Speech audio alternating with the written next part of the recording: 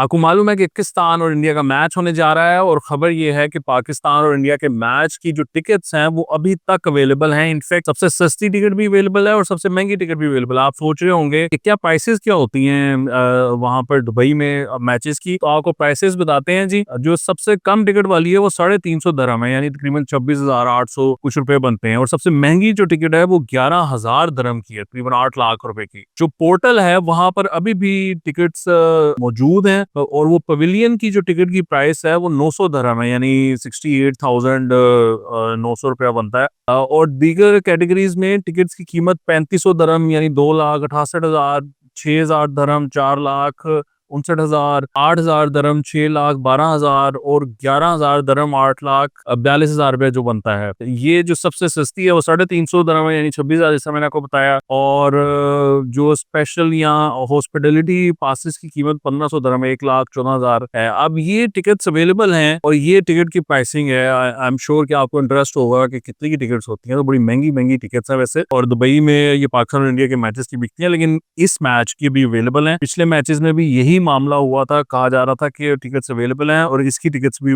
अभी अवेलेबल हैं। तमाम टिकट सोल्ड आउट नहीं हुई। आई होप कि बिक जाए, मेरा ख्याल है कि बिक जाएंगे। आई थिंक शायद ये कुछ लोग इस वजह से भी नहीं जाते होंगे कि ये एनिमोसिटी इतनी बढ़ गई है, कोई फड्डा ना हो जाए, लड़ाई ना हो जाए। वैसे मैंने पता किया था क्राउड का मामला ना कि क्या रहा है, तो जो लोग गए थे पाकिस्तानी, उनसे मैंने बात की थी, वो कह रहे थे कि बड़ा अच्छा माहौल था, हमें तो कोई प्रॉब्लम नहीं हुई। वहां पे बड़ा लोग आपस में मिल रहे थे, एंजॉय कर रहे थे और कोई उस तरह की एनिमोसिटी देखने को नजर नहीं आई। वैसे भी दुबई है, वहां पर फटा करके फिर ये है कि दोनों ने लगे जाना है, तो इस वजह से आई थिंक लोग ये काम करते भी नहीं है।